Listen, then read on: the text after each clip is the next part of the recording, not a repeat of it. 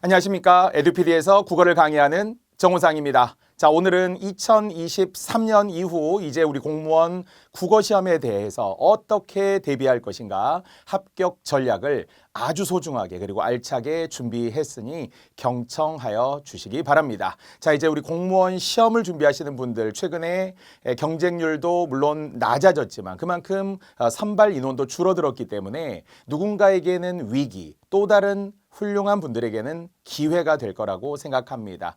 분명 우리는 치열한 경쟁 속에 살고 있고요. 또 그 경쟁을 굳건히 그리고 분명히 강건하게 이겨내야만 합니다. 그래서 그 경쟁을 두려워하지 말고 우리가 맞서 싸워서 이기기 위한 합격 전략을 잘 세우는 것이 중요합니다. 자, 우리 국어시험 최근에 공무원 국어의 패러다임이 크게 변하고 있다라는 이야기 제가 이론 시간 또는 기출 해설 시간에도 반복해서 드렸는데요. 그 예상이 실제 결과와 잘 일치하고 있습니다. 자, 가장 중요한 변화, 물론 공무원 시험은 정말 짧은 시간 안에 9급 기준으로 100분 동안에 5과목을 풀어야 하므로 한 문제에 정해진 산술적인 시간은 1분입니다. 국어는 평균 20분이죠. 하지만 최근 시험 절대 20분에 풀기 어렵습니다. 많은 합격자들의 이야기를 들어보아도 짧게는 25분 전후가 되고요. 조금 더 많이 풀게 되면 27분, 8분까지도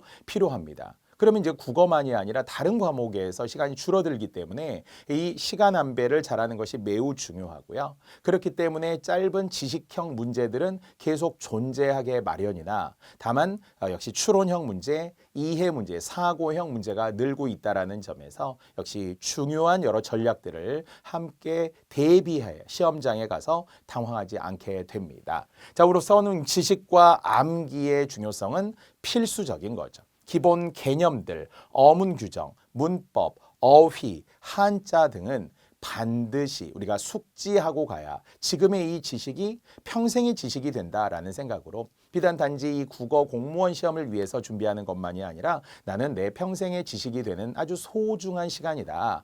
그러한 자양분이 된다라는 생각으로 차근차근 양을 늘려가야 합니다. 자, 그렇기 위해서는 분명 절대 시간이 필요하겠죠.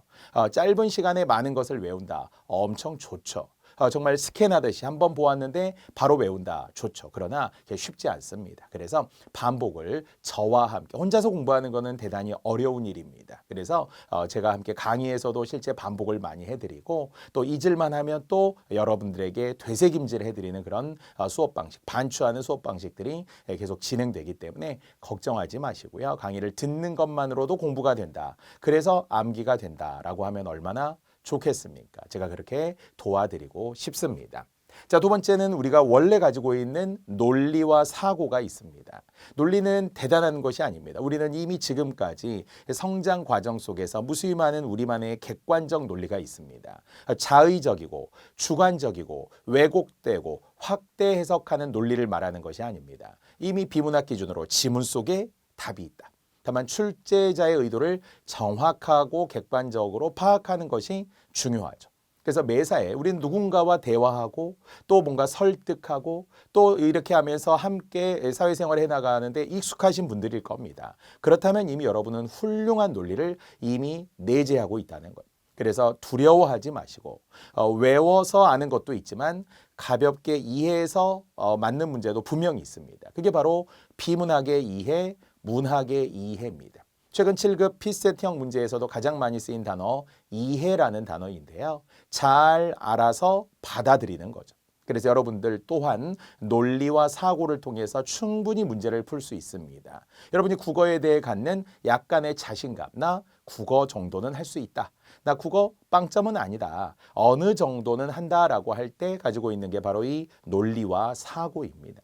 그래서 철저히 객관적으로 사고하려고 애쓰시고 비문학 독해, 추론, 그리고 문학 작품의 감상도 암기해야 맞는 문학이 아니라 이해하고 작품에 대한 이해 또는 선지에 대한 이해만 있어도 충분히 풀 수 있는 문제들 많습니다. 그래서 두려워하지 말되 논리와 사고가 있다라는 생각으로 도전하시면 되겠고요.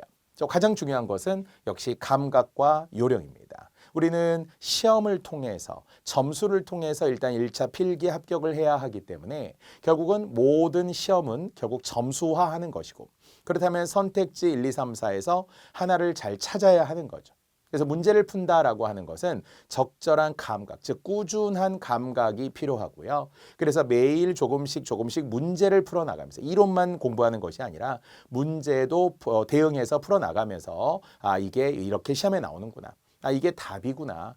몰랐는데 이제 보니 알겠다. 아니면 이건 외워야 하겠다. 나도 맞았다. 자신감. 이렇게 하면서 계속 감각을 유지하고. 또 분명한 것은 요령이라는 게 있어야 된다는 거죠. 그 다양한 요령 중에 선두적인 것이 시간 조절 능력이라고 했고요. 선택지도 1, 2, 3, 4 순서대로 되어 있지만 때로는 3, 4번 중심으로 또 짧은 것은 조금 배제하고 보편적이고 상식적인 것은 넘어가고 함정이 있을 만한 데에서 어떤 냄새가 나죠. 느낌이 나죠. 손이 떨립니다. 이거 함정일 거야. 이거 예전에 많이 틀렸던 거야. 이거 분명 여기서 뭔가가 있어. 이 느낌이 와 하는 게 결국 요령이잖아요. 그래서 결국은 다양한 문제를 풀 때 혼자서 풀기는 또 어렵습니다. 그래서 제가 강의 자체를 이론과 문제를 항상 병행해서 해드립니다. 그래서 이론대로 빠르게 정리하고 또 거기에 맞춰서 문제도 같이 풀어나가되 선생님이 저렇게 푸시는구나. 저렇게 지우고 저기에 동그라미 치고 저기에 세모 치고 X하고 빗금을 긋는구나. 나도 저렇게 풀어봐야지. 이런 요령을 같이 배울 수 있잖아요. 그래서 다시 한번 적절한 감각과 요령을 통해 문제를 푼다면 우리는 공무원 시험의 패러다임이 단순한 암기만 해서는 안 된다라는 것. 그렇다고 해서 비문학의 이해나 추론이라는 것에 대해서 너무 겁먹을 필요도 없어요. 글의 내용을 객관적으로 받아들이고 글의 내용을 토대로 해서 이해하면 되고요. 그리고 이제 문제를 풀어나가면서 정답을 계속 조금씩 올려가면 되겠죠. 자, 이런 공무원 국어시험에 대한 변화와 더불어 2023년 1월 27일 경향신문 기사에 나와 있는 앞으로 시험이 어떻게 변할 것인가. 역시 우리는 미래를 예견해야 되는 거죠. 저도 예측하면서 그 방향에 맞게 설명해 드릴 건데요. 자, 공무원 구급시험, 물론 구급만에 한정되지는 않습니다만 구급 공채시험이 암기 위주 방식에서 탈피한다. 예견하고 있었죠. 지식과 암기가 필요하지만 이제는 한계가 있다. 그래서 이제 점점 암기에서 사라져가는 대표적인 게 이제 어문 규정의 비중이 조금 줄기는 했죠. 물론 예전에 많이 나올 때 한 10년 전만 하더라도 거의 10문제 가까이 어문 규정이 나왔어요. 4대 어문 규정에 해당하는 한글 맞춤법 또는 표준어 규정 그리고 외래어 표기법, 로마자 표기법이라고 하는 이 4대 어문 규정들이 예전에는 아주 중요했다면 지금은 문항수가 많이 줄었습니다. 정말 적게 나올 때는 한 문제 아니면 두 문제 정도 출제되고 또 그중에 하나는 띄어쓰기가 또 포함되어 있기도 하거든요. 그래서 어문 규정의 비중이 준 건 맞지만 또 문학도 예전에는 문학 4문제라든지 그냥 아예 괄호 넣기, 네모 넣기 또 외웠어야 하는 문학들이 있었어요. 근데 지금은 그런 지식형 문학이 거의 출제되지 않습니다. 그래서 외워야 한다라는 부담감을 조금 내려놓되 바꿔 말하면 암기 위주의 문제를 조금 줄인다는 것은 이제 비문학이나 문학의 이해 문제, 추론형 문제를 더욱더 많이 출제하겠다라는 거죠. 자, 그래서 추론형 문제의 비중을 점차 늘려나가겠다 이렇게 했습니다. 물론 추론이라는 것은 추측하여 논하는 것이 돼 가장 필요한 건 비문학이죠. 이 글의 전제, 미루어 알 수 있는 것. 정말 추론으로 적절하냐 적절하지 않냐. 이것이 일종의 킬러 문제, 고난도 문제에 해당이 되고요. 그래서 추론 문제는 최소한 확보한다면 한 50문제 정도. 근데 추론형 50문제를 확보하기가 쉽지가 않아요. 1년 기준으로 보통 우리가 시험을 최대치로 보았을 때 약 15회에서 20회 정도. 사이사이에 추가 시험을 보기도 하고요. 또는 다양한 직렬들의 시험들을 포함했을 때 그렇습니다. 그러면 모든 시험에 추론이 한 문제 나온다 하더라도 20문제. 1년 내내 확보해도 20문제인데 또 그렇게 안 나올 때도 있거든요. 그래서 추론형 문제들을 제가 여러분에게 꾸준히 제공해 드릴 겁니다. 비문학 특강이라는 걸 통해서 좋은 추론형 문제를 여러분이 풀 수 있도록 매일매일 풀 수 있는 많은 양의 문제를 제공해 드리고 하나하나 다 풀어 드릴 거예요. 그래서 이미 추론형 문제가 저에게 있으니까 여러분이 이 수업을 들으시기만 하면은 된다라는 것이고요. 자, 그래서 9급은 피셋 도입이 어렵습니다. 난도가 높기 때문에 언어 논리라든지 자료 해석이라든지 상황 판단이라든지 이렇게 과목을 세분화해서 7급처럼 내기는 어렵고요. 다만 국어 시험에서 비문학적인 추론 문제가 늘 것이다. 그렇게 예견하고 우리는 준비하고 있었어요. 제가 이미 국가직 9급, 지방직 9급, 그 외에 7급 시험들까지도 해설 강의를 다 해놓고 있는데 여러분이 해설 강의 보시면 제가 같은 이야기를 하고 있을 거예요. 예상대로 비문학이 많이 나왔다. 추론형 문제가 출제되었다. 앞으로도 늘어날 것이다. 그래서 2023년 신문에서도 언론에서도 같은 이야기를 하고 있었습니다. 이것은 앞으로의 방향을 역시 가늠해 볼 수 있다라는 점에서 아주 중요한 정보가 되겠죠. 그래서 국어와 영어에서 이 같은 변화를 꾀할 예정이다. 바로 추론형 문제를 늘리고 암기형 문제를 줄이되, 그렇다고 암기 자체를 하지 말라는 건 아니에요. 왜? 그게 바탕이 되어야 되는 거니까. 우리는 100점이 최고 점수이지만 목표할 수 있는 점수들은 이제 직렬에 따라 다르겠죠. 누군가는 70점, 80점으로 합격할 수도 있지만 그래도 나는 90점 이상은 받아야 한다. 다만 다행스러운 것은 100점 많이 합격하는 시험은 아니라는 거예요. 그래도 하나 틀릴 수 있어요. 2개 틀려도 합격할 수 있습니다. 3개 틀릴 수도 있어요. 그러니까 조금은 유연하되 여유를 갖고 공부해. 막 너무 강박을 갖고 1강부터 막 10강까지 내 인생 모든 걸 바쳐서 공부하고 머리 아파하고 이렇게 할 필요는 없다는 거고요. 아, 이런 거구나 라고 슬로우 큐큐킥으로 공부하면서 앞으로 어떻게 할지 방향을 계속 생각하시는 것이 좋습니다. 자, 그런 이제 호흡이, 선생님과도 호흡이 맞아야 되고요. 또 우리 여러 분들에게 제공하는 이 동영상 시스템도 정말 잘 맞아서 불편하지 않도록, 어려움이 없도록 제공해 드릴 충분한 준비가 되어 있습니다. 자, 그래서 우리 국어는 10가지 정도의 크게 기출 영역들이 있어서 역시 최근에는 비문학과 문학의 비중이 평균적으로 따졌을 때 비문학은 8문제 이상이 출제되고 있고요. 문학도 4문제 이상, 4문제, 5문제 이렇게 출제됩니다. 그럼 비문학과 문학을 합쳤을 때는 평균 12문제 이상, 약 60% 정도 이상이 되는데요. 그렇다고 이걸 다 맞는다고 합격은 아니라는 거죠. 우리는 정말 숫자로 보면은 95점을 일단 목표로 정해봅시다. 100점이면 가장 좋겠지만 하나 정도는 약간 유연하게 두자는 거죠. 그럴 수 있어 하고 약간 용인하듯이 그래야 더 많은 걸 향해 가고 나머지 한 문제 정도는 일단 좀 남겨두는 거죠. 더 열심히 해서 내가 시험 보는 그날까지 이 한 문제까지 맞아서 내가 100점 받을 거야. 이러면 정말 이게 목표가 되는 거고요. 다만 현실적인 가능성 일단 95점 정도 생각을 하되 문학과 비문학을 많이 우리가 공부는 해두고 나머지 부분들 역시 어문 규정 최소 2문제 정도 생각을 하고 자, 문법도 최소 2문제 정도 생각을 하고 자, 어휘 부분에서도 역시 고유어 한자어 부분 최소 1문제 이상. 예전에는 이 낯선 고유어들도 많이 출제되다가 최근에는 다시 한번 이 암기형 문제들이 좀 비중이 줄어들면서 낯선 고유어는 잘 나오지 않지만 그래도 우리는 준비는 하고 있어야죠. 기출 고유어 200개 이상. 낯선 고유어 500개 이렇게 우리 이미 이론서에 그렇게 정리가 되어 있어서 한 700개 정도 예시와 함께 가나다 순서대로 차근차근 외워나가면 됩니다.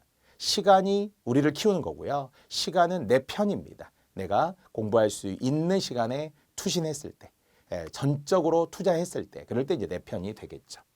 자, 한자. 물론 최고 난도 한자이기는 하지만 절대 포기하지 않는다면 한자는 분명 반복됩니다. 신기합니다. 처음에는 와, 이 한자를 어떻게 다 하지? 나 한자 하나도 모르는데 이런 생각을 하다가 문제를 많이 하신 분들은 나오는 데서 자주 나오더라고요. 비슷한 거 있더라고요. 예전에 이거 나왔었어요. 어디까지? 한 10년 전 정도까지. 그래도 한 10년 정도 한자 문제 모아두고 꾸준히 공부한다는 것이 그렇게 엄청난 일이 아닙니다. 지리산 청학동에 들어가야 천자문을 공부할 수 있는 것도 아니고요. 천자문을 공부해야 하는 것이 아닙니다. 실제 우리가 한자는 약 8,000자 정도 된다고 하거든요. 근데 시험에 나올 수 있는 상용 한자는 1,800자 정도이고요. 그러나 우리는 역시 하늘천 따지 거무련 누루항으로 공부하는 것이 아니라 어휘로 공부하는 거예요. 최소 2음절, 최대 3음절의 어휘로 공부하는 거니까 묶어서 평소에 어디든지 단어가 존재합니다. 비문학 책에도 있고 전공서에도 있습니다. 그러면 그 어휘들 볼 때마다 관심을 갖고 사전 찾아보고 한번 써보고 이렇게 하는 시간들이 결국은 쌓이고 쌓여서 축적성이 되어서 한자 여러분 실전에서 맞을 수 있습니다. 그런 예 저는 엄청 많이 봤습니다. 그래서 나는 한자를 모른다라고 겁먹지 마시고 포기하려고 하지 마시고요. 자, 한자 성어도 역시 거의 한 문제 필수, 완전 필수였다가 아주 최근에는 안 나올 때도 있어요. 수능 국어에서 한자 성어가 나오지 않고요. 선택 과목인 수능의 한문에서 한자 성어가 나오기 때문에 최소 2문제, 최대 3문제씩. 그래서 우리 공무원 시험에서도 한자 성어는 물론 중요하고요. 자, 어법과 쓰기 영역, 특히 공문서 때문에 어법에 맞지 않는 것, 또 고쳐 쓰기 이런 형태로 출제되고 있으며 자, 토론과 토의, 속담, 그리고 나머지 고전 문법, 언어와 국어, 의문의 변동 등 바로 비중이 높은 영역에서 비중이 낮은 영역까지를 크게 한 10가지로 묶어서 세분화되자면 지역적으로는 분명히 더 있습니다. 그래서 우선 해야 될 것이 무엇인지, 기본이 무엇인지 이런 것들을 알아놓으시면 좋겠죠. 자, 그래서 결과적으로 최근 코로나로 인해 응시 인원이 감소했고요. 또 구급 공채 기준으로 경쟁률이 점점 줄어들었습니다. 자, 이것은 거듭 기회일 수도 있고 위기일 수도 있다고 해서요. 자, 위기라면은 뭔가 선발 인원이 점점 줄어드는 것 같기도 하고 또 그러면서 공무원에 대한 선호도가 조금 낮아지는 것 같기도 합니다. 하지만 그러나 바꿔 말하면 그래서 우리에게 더 위기가 아니라 기회가 오게 되는 거죠. 허수는 빠지는 거잖아요. 이제는 시험을 준비하는 분만 준비하는 거죠. 이제는 어설프게 발을 한 발 담그고 그냥 한번 시험이나 쳐볼까 우연히 이렇게 하는 것이 아니라 정말 이미 마음속에 나는 예비 공무원이다. 투철한 사명감이 있다. 나는 공무원에 적합한 사람이다. 공무원은 좋은 직업군이다. 이렇게 생각을 하면서 여러분이 계속 주문을 걸어야 되겠죠. 자, 그렇다 보면 이제 허수가 빠진 것이고요. 또 그만큼의 또 선발 인원이 적은 만큼 이미 우리는 합격할 가능성도 매우 높다. 이렇게 생각을 하셔야 되겠죠. 그래서 여러분에게 자꾸 희망적 이야기를 드리고 싶습니다. 이미 선발 인원 기준으로 보더라도 한 3년, 4년 전 정도로 돌아가긴 했는데 그러면 4년 전에는 막 적어서 수험생들이 그렇게 다 싫어했느냐? 그렇지 않아요. 그때도 많이 뽑았다고 생각을 하고 그때도 경쟁은 치열했었거든요. 최근에 한 4년 정도만 많이 뽑은 거예요. 그래서 다시 언론에 의해 또 뭔가 적게 뽑는다에 이런 거에 현혹되지 마시고 흔들리지 마시고 기왕 선택했다면 그 선택에 서로 후회 없이 시간을 한번 투자해 보자라는 것이죠. 자, 국어의 아까 10가지 대체로 문제 유형 중에서 가장 많이 출제되는 비문학과 문학을 국가지 9급의 11개년을 분석해 보더라도 대체로 비슷합니다. 지방직을 분석하더라도 역시 비문학 문학의 비중이 높았던 것 그리고 여전히 높을 것으로 예상되는 것은 분명한 사실이고요. 그래서 자주 출제되는 영역들을 먼저 생각은 해두시되 그렇다고 한두 문제 나오는 것도 결코 소홀히 할 수 없으니까 국어는 이렇다. 공무원 국어는 이런 것이다 라고 바로 이 합격 전략을 통해서 여러분이 아시면 좋겠고요. 자, 또 제가 아주 중요한 얘기를 하려고 하는데 자, 최근 2022 국가직 9급 그리고 지방직 9급 이 두 가지 시험을 통해서 제가 빅데이터에 의한 고난도 5문제를 선별해 보았습니다. 매우 객관적이고 수험생들이 어려워했던 것. 이 자료들은 실제 또 다음 시험을 준비하는 출제위원들이 다 가지고 있습니다. 학생들이 이런 걸 어려워했더라. 그러면은 다음 시험에도 이렇게 내보아야지. 이렇게 기준으로 삼겠죠. 자, 아주 놀라운 특징들을 제가 한 3가지 정도 2가지 비교했을 때 국가직 지방직 비교했을 때 알 수 있는 게 1번부터 9번까지는 고난도가 없어요. 1번부터 9번까지는 고난도가 국가직 9급 시험에도 없고요. 지방직 9급 시험에도 없습니다. 자, 이것은 무엇을 의미하느냐? 앞부분은 쉽다는 거죠. 대신에 쉬운 만큼 어떻게 시간을 빨리 줄여야 되겠죠. 딱 보면 즉답이 나올 수 있어야 된다는 거예요. 그래서 문제를 빨리 푸시는 분들은 천천히 처음부터 밑줄 그어가면서 막 기도해 가면서 그러면서 여유를 부려가며 검토해 가면서 그렇게 풀다가 뒤에서 다 틀리게 돼 있어요. 그러니 1번부터 10번 안쪽에 있는 문제들은 정말 점처럼 문제를 풀고 또 심지어는 마킹도 시험지에 하기보다 바로 OMR 카드에 마킹을 정확하게 한 후 빨리 넘어가서 고난도 문제에 최대한 집중하셔야 됩니다. 물론 이것은 매년 그렇다는 게 아닙니다. 또 책형에 따라서 선지가 달라지고 문제 위치가 달라지는데요. 2022년은 책형과 상관없이 1번부터 9번의 고난도가 없었습니다. 자, 그래서 결과적으로 앞쪽 문제는 빠르게 그리고 정말 명쾌하게 답을 찾아도 돼요. 단호하게 답을 찾으시면 왜? 그게 정답일 가능성이 매우 높습니다. 제가 우리 수험생들의 정답률, 오답률을 쭉 보면 80%, 90% 정답률의 문제들이 많습니다. 절반 가까이 됩니다. 이 말은 그 정도는 누구나 풀 수 있는 문제를 준다는 거죠. 그러면 한 40점, 50점은 이미 가지고 가는 거예요. 확보되어 있기 때문에 빨리 푸시는 게 좋고요. 자, 이제 또 특징이 있죠. 모두 공통적으로 한자 문제는 최소 2문제 이상. 지방직 9급에도 13번, 16번이고요. 자, 국가직 구급에도 역시 한자 관련 문제인데 역시 뭐 문법 포함하되 뭐 한자 관련 문제들이 최소 결국은 2문제, 1문제, 합이 3문제 가장 많다. 또 이렇게 할 수도 있어요. 그게 이제 고난도인 건 맞기 때문에 제발 한자를 버리지 말자는. 우리 스스로를 합리화하면서 우리를 약간 방어하면서 저 한자 포기했어요. 한자 포기해도 95점이잖아요. 이러신 분들이 그렇지 않아요, 여러분. 한자와 관련된 게 한자성어도 있어요. 순화어도 있어요. 한자어의 사전적 의미도 있어요. 비문학 독해도 있어요. 문학 속에 고전 문학 속에 또 한자가 많이 섞여 있어요. 이러니까 절대 한자 포기하시면 안 됩니다. 충분히 읽기 자료 있고요. 또 매일매일 꾸준히 볼 수 있는 시사적인 한자들 여러분 가까이에 있습니다. 사전 찾아보시고 또 언론에서 나오는 뉴스 또 사설 칼럼 이런 거 보면서 여러분이 한자 하나하나 찾아 나가다 보면 그렇게 재밌을 수가 없습니다. 저는 지금도 재밌습니다. 과거에는 어려웠고 힘들었겠죠. 하지만 그게 쌓이다 보니까 비슷하구나. 나오는 게 자주 나오는구나. 어디에서 나오는지 알겠구나.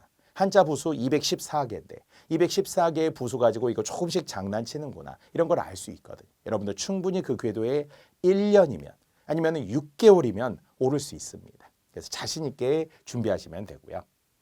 자, 마지막은 비문학이죠. 자, 국가직 기준으로 비문학 2회, 비문학 순서가 고난도 있고요. 아니면 지방직에서도 역시 비문학 추론입니다. 그러니까 많이 나오면 8문제 정도 평균 나온다고 했는데요. 더 나올 수 있어요.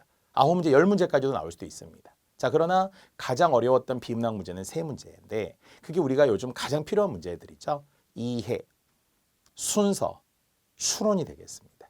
자, 과연 비문학을 어떻게 준비할 것인가? 감으로, 요령으로, 느낌으로 대충 내가 안다. 그렇게 머무르면 안 된다는 거예요. 그래서 철저히 문제, 계산 속에서 정말 매뉴얼대로 풀어나갈 수 있도록 공식에 적용할 수 있도록 그렇게 대비하시면 좋겠습니다. 자, 어쨌든 10번의 국가직 기준으로 비문학의 이해, 자 12번의 이그저의 그 지시 관형사를 통한 어떤 문법적인 의미를 물었고요. 또 순서 문제, 그래서 가나다라 마까지 나왔어요. 원래는 짧으면 가나다라 정도가 평균인데요. 지난 국가직에서는 가나다라 마 5개의 단락 또는 문장을 주고 순서 배열하는 것이었어요. 좀 어려웠겠죠. 물론 한자의 표기도 많이 들어본 듯한 해결이라는 한자, 해결. 풀어서, 그래서 이것이 이제 결정하는 거잖아요. 결단하는 거예요. 그래서 우리는 단이라는 것도 결단할 단. 우리는 물론 해결이라고 할 때 이 결이라는 것이 결단할 단, 결단할 결이 되겠죠. 이것이 결정하다, 결단하다 그런 거예요. 근데 이제 오답으로 나온 것이 실사변이 있네. 실로 맺는다. 이것은 결단할 결, 결정할 결이라고 하면 되고요. 얘는 맺을 결이에요. 맺을 결이라는 것은 보통 우리가 결과할 때 우리는 포함하여서 결혼하다 이런 거 하잖아요. 결과라고 하는 거 있잖아요. 그런 게 결국은 열매를 맺는 것이 결과잖아요. 자, 이렇듯이 우리는 결단할 결에 해결을 풀어서 결단하는 것이 맞겠죠. 자, 이런 한자는 없다는 거예요. 자, 이것에 결국 우리가 요령은 음절이 같아도 결이라고 읽어도 2글자씩 어떻게 쓰이는지를 보라는 거예요. 그게 중요한 거였고요. 자, 문학도 소설 이태준의 폐강냉이라는 소설을 통한 이해, 인물 간의 관계, 심리, 갈등 이런 것들을 잘 확인하면 되는 문제였어요. 문학은 많이 나온다 하더라도 완전 고난도는 거의 아니라는 것을 한 문제, 현대 소설에서 확인할 수 있었고요. 자, 또 10번도 넓은 의미의 어휘인데요. 이 안에도 역시 고유어 관련도 있었고 한자어 관련도 있습니다. 가난이라는 말의 어원 또는 점잔타의 어원, 어리다라는 말에 대한 어원 이런 것들이 언어의 역사성으로부터 시작하고 고유어 한자어까지도 넓게 다 포함이 됩니다. 자, 13번도 신체를 나타내는 한자어였는데요. 특히 인간의 신체와 관련된 예를 들어서 슬하 그러면 무릎 아래 인간의 신체에 맞죠. 부모님의 보호 아래 슬하에서 자라서 이런 거죠. 다만 관계없던 각축이라고 할 때 뿔각자는 동물의 뿔이지 인간의 신체가 아니죠. 자, 그래서 결국은 쫓는 것, 각축을 벌이죠. 어떤 걸 다투는 것. 이래서 결국은 1, 2위 각축을 다투다 이런 거 하잖아요. 다투는 거니까. 자, 그래서 신체 관련 한자어도. 또 어문 규정도 이가 적절하게 쓰이느냐 아니냐 딱 한 문제 나오기는 했는데요. 되뇌이다라든지 헤매이다라든지 목이 메이다라든지 아니면 오답으로 자주 나오는 설레이다, 삼가하다 이런 게 모두 틀리고요. 끼다와 끼이다의 차이를 주면서 옳고 그름을 역시 손가락을 끼다, 반지를 끼다 이런 거 하잖아요. 손가락에 반지를 끼겠죠. 자, 이런 것들은 그냥 끼는 거고요. 아니면 어디 틈새에 끼임을 당했어요. 피동일 때는 어디에 끼이다. 그래서 조사의 사용을 보고 끼단지, 끼이단지를 구별하면 됐거든요. 의미의 차이가 피동으로 달라졌고요. 자, 한자 표기로부터 비문학 추론까지도 역시 추론도 19번, 20번. 요즘에는 19, 20번의 이 비문학 문제들이 거의 딱 고정해서 나오기 때문에 1번부터 18번까지 느낌이 좋았어요. 잘 풀었어요. 그런데 마지막 19, 20번에서 조금 당황했어요. 이런 분들이 있더라고요. 여러분에게는 가장 중요한 마지막 킬러 문제. 수학도 보통 수능에서는 마지막 주관식 문제의 킬러 문제들이잖아요. 우리 공무원 시험에서도 19, 20번. 19, 20번 꼭 신경 써 주세요. 항상 고정된 것은 아니에요. 국가직 기준으로는 18번까지가 이제 고난도였지만 그래도 평균적으로 그 이전에도 보게 되면 긴 지문, 한 1000자 정도 되는 장문, 긴 지문이 19, 20번에 이렇게 구성되어 있을 때가 많았거든요. 여기 대우, 명제와 관련되는 추론형 문제였습니다. 자, 그리하여서 이제 이렇게 제가 간단하게 사실 뭐 많은 이야기를 해드리고 싶지만 합격 전략을 압축적으로 제가 설명해 드리면서 동시에 혹시 더 필요한 부분들은 짧은 기출 해설 강의라도 여러분 보세요. 그러면 제가 어떻게 설명해 드리고 고난도 문제를 어떻게 선별해 드리며 또 어떻게 정확하고 명쾌하게 해설해 드리는지를 알 수 있거든요. 자, 이제 어떻게 대비할 것인가? 저는 체계적인 3단계 학습으로 소개합니다. 첫 번째, 그래도 반드시 이론 완성 강의라는 게 필요합니다. 여러분에게는 90강 정도, 90시간이 우리가 24시간 기준으로 보았을 때 그래도 산술적으로는 뭐 잠을 안 자고 24시간 내내 공부할 수는 없지만 모아서 공부한다면은 한 4일 정도면은 90시간이에요. 그래도 더 넓게 가더라도 정말 우리가 한 달 이내 정도면은 강의 들을 수 있습니다. 그래서 여러분들 많이 들으면은 하루에 저는 동영상 최대치로 8시간, 최대치로 8시간.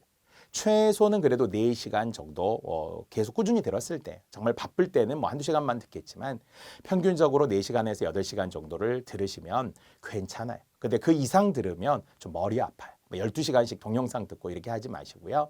그래도 자기 공부하는 순공 시간은 또 필요합니다. 그래서 분명 체계적인 이론 완성을 통해서 전 범위를 한번 훑어보는 것. 자, 그 다음은 이제 내가 부족한 부분이 나오겠죠. 문법이 약한지, 한자를 더 해야 되는지, 비문학 한번 듣고 싶은지, 어문 규정인지, 문학 중에서도 세부적인 뭐 관동별곡 같은 가사가 또 필요하고, 시조백선도 필요하고, 기미독립선언서라는 국한 혼용문도 한번 해둘 만하고 이렇게 클리어 하나씩 삭제 이렇게 순삭해 가면서 여러분들이 부족한 부분들을 이 특강으로 채워나가는 거예요. 많은 강의들을 제가 추천할 수 있습니다만 여러분이 짧은 강의부터 들어도 좋고요. 아니면은 다양한 어휘와 관련된 강의도 들어보면서 되게 재밌다. 전 선생님 참 꼼꼼하시고 하나하나 차근차근 저렇게 특강 때 해주시는구나. 한결같은 열정이 느껴지는구나. 이런 호의적인 마음으로 여러분 강의 들으실 수 있어요. 자, 이제 세부적인 특강이 있고요. 자, 그 다음에 마지막은 문제죠. 반드시 문제를 풀되 혼자서 문제집만 사서 푼다라고 생각하시면 절대 안 돼요. 문제집 사서 막 혼자 절에 들어가고 단순히 어디 내가 독서실에서 공부하고 이런 것만이 아니라 저하고 같이 하면서 선생님이 저렇게 풀어주시는구나. 이 문제를 이렇게 설명하시는구나. 오답을 이렇게 지우는구나라는 요령을 분명 터득할 수 있습니다. 저는 그래도 국어의 전문가이고요. 평생 국어만을 했으며 여러분에게 정말 간절한 마음으로 진실된 마음으로 하나라도 더 알려드리고 싶은 마음입니다. 합격을 위한 체계적인 3단계 학습법으로 보여드리고요. 어쨌든 결국 딱 3가지만 이해하면 합격할 수 있다라는 거. 왜? 결국은 문제는 3가지로 구성이 되어 있잖아요. 첫 번째 문제가 나오고 지문이 나오고 선지가 나오겠죠. 자, 그럼 이 3가지만 잘 이해하면 되겠죠. 첫 번째 문제의 의도를 정확하게 파악하는 거죠. 그리고 또 그 문제에 대해서 실수하지 않아야 되잖아요. 말도 안 되지만 꼭 시험을 보고 나면 잘못 봤어. 적절하지 않은 건데 적절한 거로 봤어. 뭐 조건 중에 두괄식으로 구성하시오, 미괄식으로 구성하시오 조건을 줄 때가 있는데 이 조건을 안 보더라고요. 그래서 어쨌든 의도를 잘 봐야 됩니다. 분명 조건이 있어요. 모든 시험은 둘 중에 하나잖아요. 적절한 거거나 적절하지 않거나. 그래서 조건과 의도를 찾고 실수하지 않아야 하는 문제에 대한 이해가 필요합니다. 무엇을 묻는지 알아야 되겠죠. 자, 그다음에 지문에 대한 이해 반드시 필요하잖아요. 시간을 줄여야 하기 때문에. 그래서 저는 이제 비문학 시간에 엄청난 팁들을 많이 소개하지만 읽지 않아야 할 부분들 또는 적절하게 화살표로 연결해야 될 부분들, 반드시 필요한 별표들 이렇게 기호를 적절하게 쓰면서 줄여서 압축해서 지문을 읽고 나오고 또 물론 문제에서 요구하는 게 일치인지 주제인지 전개 방식인지 기호에 대한 것인지 앞뒤만 봐도 되는 것인지 전체를 다 봐야 되는 것인지 이런 것들을 결국 문제에서 지문까지 이어오게 되고요. 또 마지막으로는 역시 선지에 대한 이해라고 했어요. 어떤 문제는 1, 2번을 어떤 문제는 3, 4번을 긴 3, 4번을 먼저 보아야 할 때도 있고 어떨 때는 끊어서 보아야 하고 아니면은 끝에 중간 부분을 더 주목해서 봐야 될 때도 있고 끝부분을 봐야 할 때도 있고요. 앞은 주로 맞거든요. 다만 중간이 틀릴 수도 있고 끝에 틀릴 수도 있기 때문에 선지도 명확하고 논리적으로 푸는 습관이 되어야 돼. 눈으로만 풀어도 안 되고요. 그냥 밑줄 의미 없이 그어도 안 됩니다. 적절하면 1, 2번, 적절하지 않으면 3, 4번.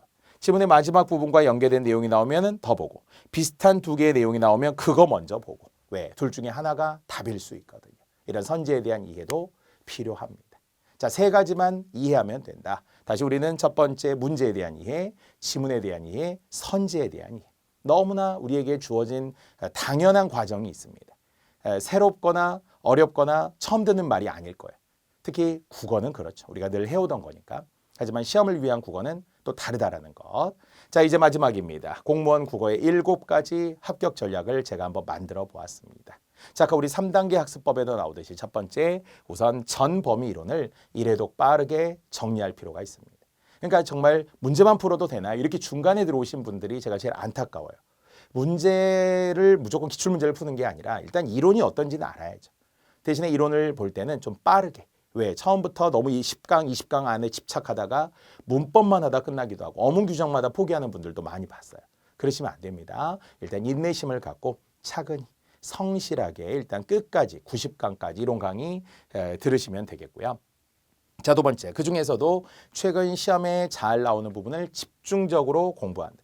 사실 어렵고 중요한데 최근에 안 나온 게 있긴 해요. 고전 문법, 훈민정음 있는 부분이죠. 훈민정음, 용비어천가, 소학원의 기타 등등 바로 고전 문법 부분들이 수능에는 무조건 한 문제 나오는데 요즘 공무원 시험엔 잘 안 나옵니다.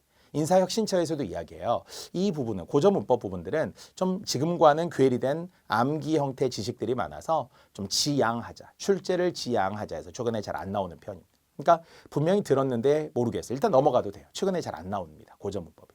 하지만 많이 나오는 부분, 비문학, 문학 같은 경우는 그래도 꾸준히 들어야죠. 내가 조금 안다라고 생각하지 마시고 중요한 부분을 일단 집중적으로 또 잘 모르는 부분 중에서도 역시 문법이나 어문 규정은 같이 하면은 더 도움이 되거든요. 그래서 집중적으로 공부할 것이고. 자, 세 번째, 어문 규정이나 문법 등 암기할 내용을 선택해서 공부한다. 그럼요. 그러니까 이것도 너무 깊이까지 가지 않아도 돼요.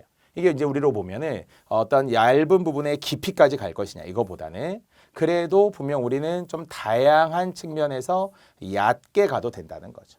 그래서 우리에게 원하는 것은 일단 국어의 수준이 학자가 아닙니다. 박사가 아닙니다. 전공을 하자는 게 아니에요. 그래서 한번 딱 보고 저거 했어. 저거 특이한 것도 있었어.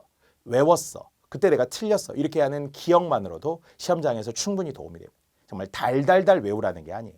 그래서 저도 우선순위를 통해 이론서 1권의 뒷부분, 강의 노트의 맨 뒤에 맞춤법 OX를 비롯해서 중요한 것들을 제가 선별해서 넣어드리거든요. 그래서 그런 책대로 공부하셔도 됩니다.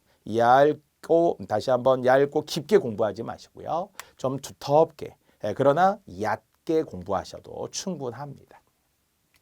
자, 네 번째, 보편적 논리와 객관적 사고에 대한 자신감을 갖는다. 아까 이야기했죠. 바로 논리와 사고가 이미 우리에게 있기 때문에 그걸 통해서 뭔가 부담스러워하고 나는 뭐 어려워요. 추론이라는 말 자체가 어려워요. 뭘 이해하라는 거지 뭐 이런 게 아니고요. 글 속의 내용을 바탕으로 하고 문제의 의도만 정확하게 파악한다. 우리가 생각하는 보편적 논리. 국어의 지문은 너무나 좋은 글들이에요. 학자들이 쓰고 이미 검증된 명문입니다. 따라서 그 글에 대해 우리가 불만을 품고 반감을 갖고 이상해하고 무슨 글이 이래 이런 거 없어요.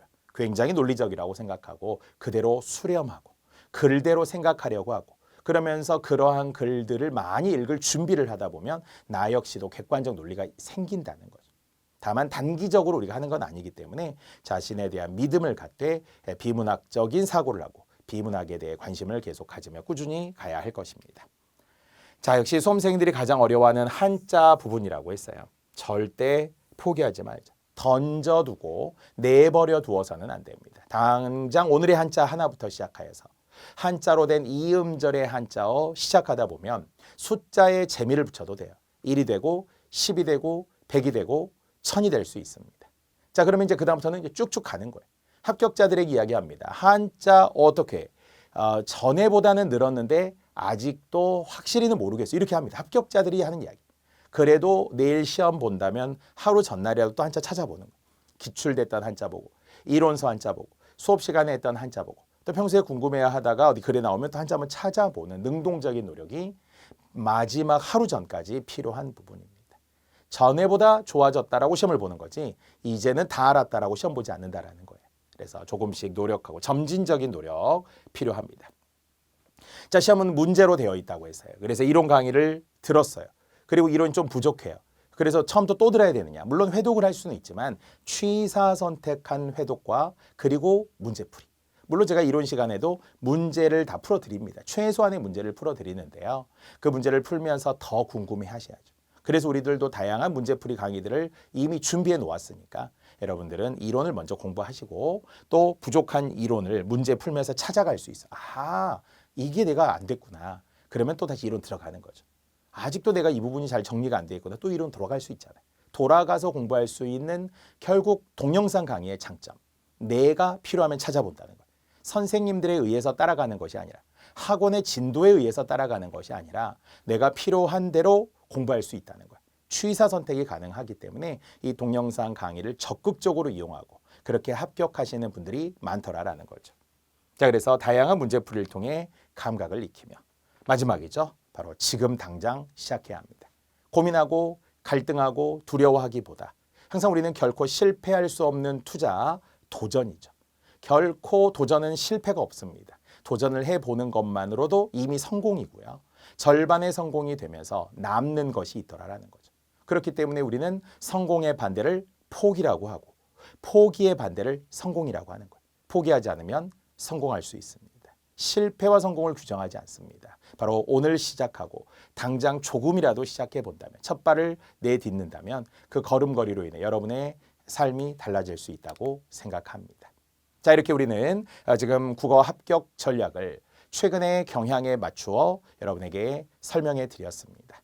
앞으로도 국어 시험의 변화 크게 달라지지는 않겠지만 지금 우리가 예견하고 준비하는 변화대로 가시면 되고요. 추후에도 혹시라도 또 많은 변화가 생기면 여러분에게 또 좋은 길잡이가 되어서 그때그때 빨리빨리 제가 안내해 드리도록 하겠습니다. 자, 이미 믿음은 우리들 자신의 마음속에 있으니까요. 시작하시고 도전하셔서 반드시 합격이라는 성취를 내시기를 바랍니다. 자, 이제 우리 국어 합격 전략은 여기까지 하겠습니다. 고맙습니다.